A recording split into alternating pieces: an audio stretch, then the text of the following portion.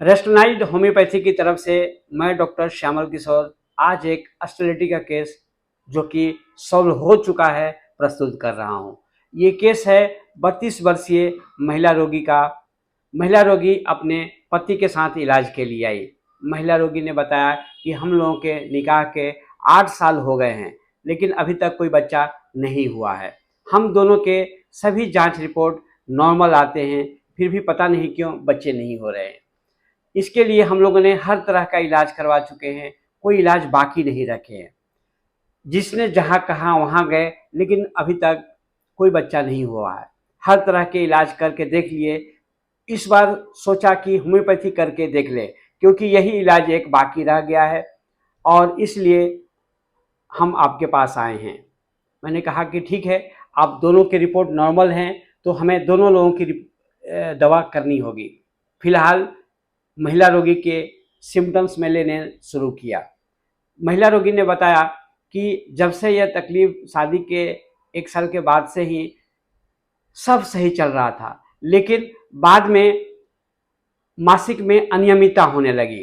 कभी मात्रा ज़्यादा आती थी, कभी कम आती थी और पेट में बहुत ज़्यादा दर्द होता था। दर्द के समय में स्वभाव में चिड़चिड़ापन, गुस्सा और ऐसा लगता था कि इससे तो अच्छा मर जाना अच्छा है। रोगी दर्द से बहुत दुखी हो गई थी और दर्द के समय में रोगी ने कहा कि इससे अच्छा तो मर जाना, या तो दवा से ठीक हो जाए या तो मौत आ जाए, या ऐसा कुछ करूं कि मैं खुद मर जाऊं। क्योंकि दर्द के समय में स्वभाव बहुत ही गुस्सा, चिड़चिड़ापन, कहीं शांति नहीं, बेचैनी रहता है। मन करता है कि तोड़ फोड़ कर डालूं, सब खत्म कर दूं या तो मौत आ जाए। मैंने कहा कि जब तकलीफ होती है तो अच्छा कैसे लगता है। रोगी ने कहा कि जब तकलीफ ज़्यादा होती है तो हाई पावर की दवा लेती हूँ, उससे थोड़ी सी राहत मिलती है, नहीं तो किसी भी तरीके से राहत नहीं मिलती। खैर छोड़िए, आप बच्चा होने की दवा दे दीजिए। मैंने कहा कि बच्चे क्यों ज़रूरी है आपके लिए। कोई भी केस में जब रोगी अस्टलिटी के केस में आता है तो मैं पूछता हूँ कि बच्चे आपके लिए क्यों ज़रूरी है। हर कोई अलग अलग कारण देता है।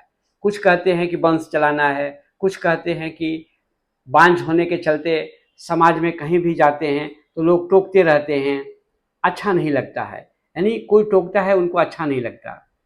रोगी ने कहा कि हम लोगों के निकाह के 1 साल के बाद से ही हम लोगों ने प्रयास शुरू कर दिया था। हर तरह के प्रयास कर चुके, लेकिन कोई प्रयास से सफलता नहीं मिली। मैंने पूछा कि कौन कौन से प्रयास किए। रोगी ने कहा 4 साल तक तो गायनिक डॉक्टर की दवा लिए, फिर आयुर्वेदिक दवा लिए, फिर घरेलू उपचार लिए, हमारे तीर्थ स्थल से लाया हुआ फूल, पानी, पड़ा हुआ पानी, तरह तरह के बीज, हर तरह के उपाय किए। जहाँ से जिसने जो बताया सब प्रयास किए। किसी ने कहा कि आप ये कर लो, मज़ार पर जाओ, दरगाह पर जाओ, बापू को मिलो, जिसने जो कहा हर तरह के उपचार, हकीमी उपचार हो, आयुर्वेदिक उपचार हो, सब कर लिया। सिर्फ होम्योपैथिक देखना बाकी रह गया था, इसलिए हम लोगों ने सोचा कि एक बार होम्योपैथी करवा कर देख लें। और इन्हीं अभिव्यक्तियों के आधार पर मैंने रोगी को दवा दिया और दवा देने का जो आधार था वो ये था। जैसे, और दवा पहले बता दूं, मैंने रोगी को बेलाडोना दिया था और बेलाडोना से रोगी को सफलता मिली और बेलाडोना 200 पोटेंसी में दिया था। हाँ, जब दर्द होती थी तो दर्द के समय मैंने इसी बेलाडोना को रिपीट भी किया था। यहाँ पर हम रूब्रिक्स पर चर्चा कर लेते हैं। जैसे रोगी को दर्द के समय में बहुत तेज गुस्सा आता था। तेज गुस्से में उसे इच्छा होती थी या तो मर जाऊं, तो यहाँ दर्द में तोड़फोड़ करने की भी इच्छा होती थी।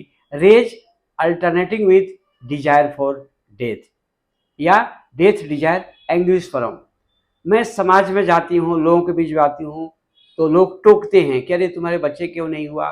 तो यह रोगी सेंसिटिव टू टच है और बीमारी से परेशान रोगी हर तरह के तरीके को अपनाता है। Delusion, gathering objects from pictures and wall making efforts and. इस रूब्रिक को कैसे पढ़ेंगे? Delusion, making efforts at gathering objects from pictures and wall. मतलब तकलीफ की अवस्था में रोगी दीवार से, जैसे मजार हुआ, मस्जिद हुआ, दीवार में फोटो टंगे फोटो हुआ, वहाँ से रोगी प्रयास करता है कि वहाँ से कुछ वस्तु मिल जाए, वहाँ से कोई रिजल्ट मिल जाए, और ऐसा रोगी हर तरह से प्रयास करता है। ये सुपरस्टिशस है, अंधविश्वास का एक तरीका है। रोगी कहती है दवा लेते हैं कोई फायदा नहीं होता है, हमने हर तरह के उपाय आजमा लिए, टेस्ट एवरीथिंग, और रोगी डिस्करेज्ड हो गई है, और रोगी दर्द के समय में डिलीरियम में चली जाती है, डिलीरियम पेन विथ। और इन्हीं अभिव्यक्तियों के आधार पर मैंने रोगी को बेलाडोना दिया था, और बेलाडोना से रोगी को बच्चा भी हुआ। Thank you.